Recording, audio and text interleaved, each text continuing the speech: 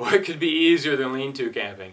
You show up, you throw your stuff in a pre-existing shelter, and you're good to go. So one thing you don't want to do is walk in the lean-to with your boots on.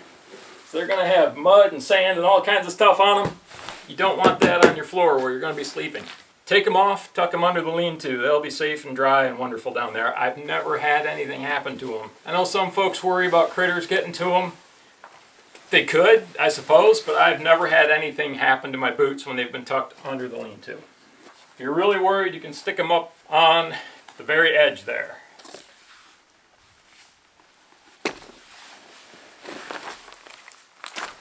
One of the first things you want to do when you get to the lean-to, sweep it out.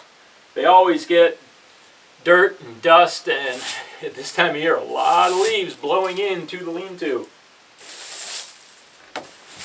And there are people who will walk around in the lean-to with their muddy boots on. You want to take care of all that before you deploy your sleeping system. Something else you should carry is a little tent broom. Most lean-tos tend to have a broom in them so you can sweep them out, but you can't guarantee that. Something you absolutely have to have for lean-to camping is bug protection. Even if you bring your own bug nets, which I'm going to recommend you do, for sitting out and about by the fire or just hanging out in the lean-to, you'll want to have one of these. This is a Sawyer Thermocell. It heats up a little pad that releases a bug repellent, and it's very effective. Really good inside the lean-to. Of course, you are breathing in whatever it's emitting. I have no idea how good that is for you. Folks that make the off-brand insect repellent also make a little fan that you can use. Here is the off fan. Slide the little switch on the side up. It opens the louvers.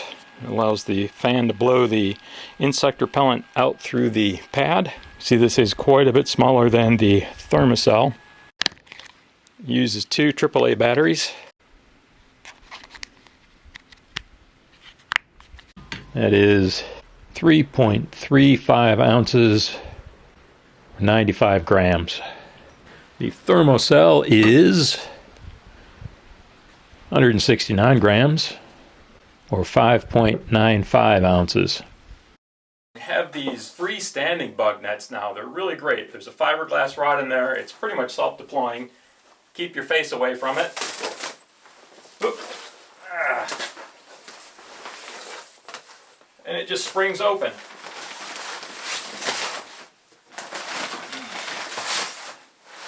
Put your pad in there. Whatever you're using for a pillow. Now you are protected from the bugs. The bug net is really up away from your head and face. It's away from your arms. If you're sleeping like this, you won't have your arm brushing up against the bug net and having mosquitoes bite you through the bug net, which can happen with that hanging bug net. Because it's got a floor that's integral to the bug net, it doesn't wad up with you when you toss and turn. If you want something smaller and a little bit lighter, you can get one of these that just pops up over your torso and your head. Can you use your hammock basically like a bug net? It might be hard to get that bug net to stay deployed up over your head. You might think, why not put a tent up inside the lean-to? Well, state regulations prohibit tents from being erected inside lean-tos. One of the things I need to do with this, I haven't done yet, I need to put a little bit of cord on these zipper pulls so I can reach them at night. It's always a good idea to bring alternate shelter with you because you can't guarantee that a lean-to will be vacant when you get there. There's an American company that makes a version of this that has a bathtub floor, and it's meant for actually camping out. If you put a tarp over the top of it, you have a complete shelter. That's a great thing to have if you come to the lean-to and it's already occupied, which can happen in popular spots. This is just a hanging bug net. This is what we used to use. It has a shock cord off the top. Some of these also have a rod. Keep it spread out sideways. This one does not. You've got this log or beam that goes across the lean-to. You throw it up over that. Now the difficulty with these is getting them spread out. They're really made to drape over a bed or a cot. And if you're boat camping or canoe camping and you can bring a cot, that's fantastic. I've done that a lot.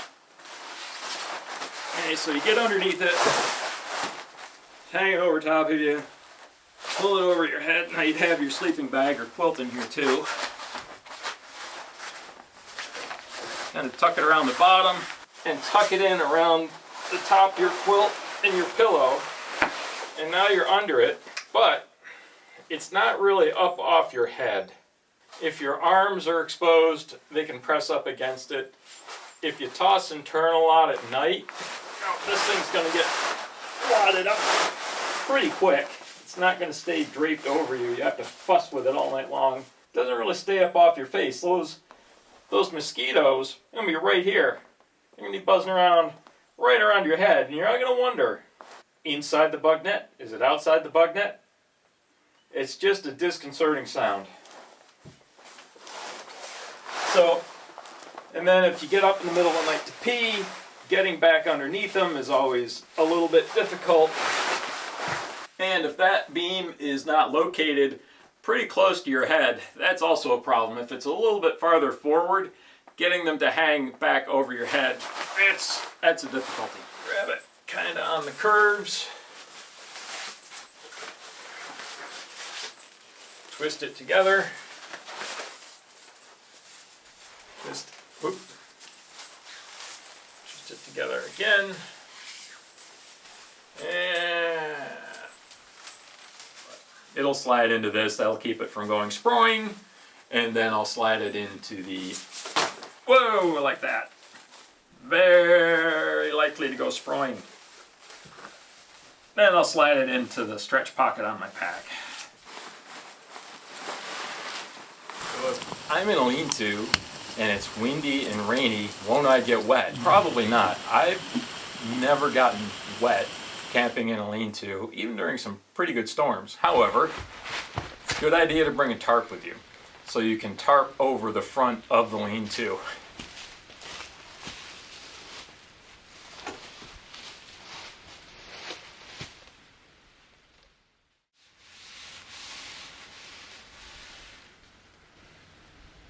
I have a stake in the ground here underneath the eave of the lean-to.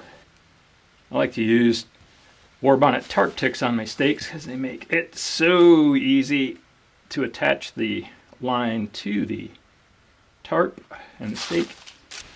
There is a gap between the ridge line of the tarp and the bottom of the eave of the lean-to, but the rain would have to be virtually horizontal to blow in there. If it were that bad and the rain were blowing through this gap, if there was a mist, I could take the back half of the tarp and attach it to the ridge pole in the peak of the lean-to.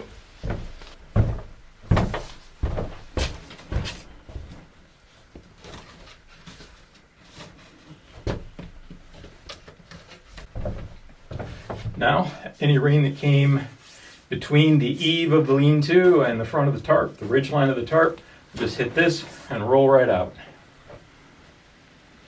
You can use a pole to lift the front of your tarp up, or you can tie it out to a tree. Another difference with a lean-to compared to a tent and even hammock camping under a tarp is privacy. Well, you can just call out, "Okay folks, getting naked here." You might have to be a little bit creative to protect your modesty. Having the tarp up like this also gives you a little bit of privacy. And if you have it in a snakeskin, or what people call a tarp skin, it's easy to deploy and then put back up when you want to just sit in the lean-to and look out at the woods. This front log on the lean-to is called the deacon log, or the deacon seat, or the deacon's bench. And it's great to sit. You're not that far away from the fire ring. It's wide, so you can get a bunch of people sitting next to each other, but it's cold and it's hard. This will draw the heat right out of your body if you're sitting on it, kind of like when you're laying on the ground and you want an insulated ground pad. So get a little foam pad to sit on. It will cushion your seat and it will also help keep you warm. This is a Z seat by Thermarest. It's super light, it folds up, has a little shock cord that goes around it, keeps it folded up. You don't need something like this, which is expensive. You can use just an old piece of closed cell foam ground pad. I have seen articles saying that one should not put firewood underneath the lean-to and leave it there because it provides habitat for rodents. On the other hand, I've had people say that leaving a little bit of dried wood underneath the lean-to is important for safety as well as being polite.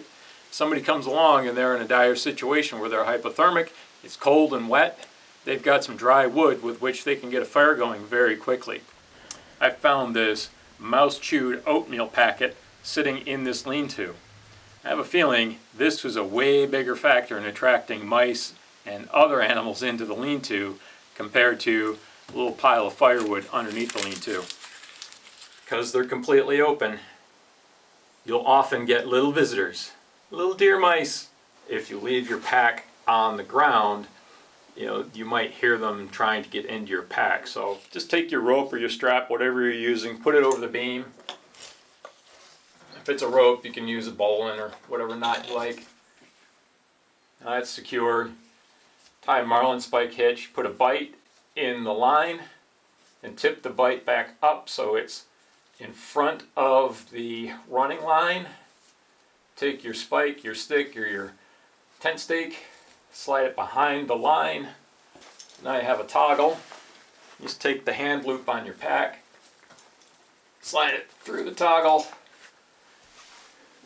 I always like to have the loop hang on the knot, not on the toggle. That's much less likely to break or bend your toggle. If you're in a lean-to, one of the nice things, you can stand up. That's great. That's one of the big bonuses of a lean-to. You also have these rafters from which you can hang things to dry. I have my Lucy light hung up. See, that provides quite a nice light. You can see it does quite a nice job providing some area illumination for the lean-to.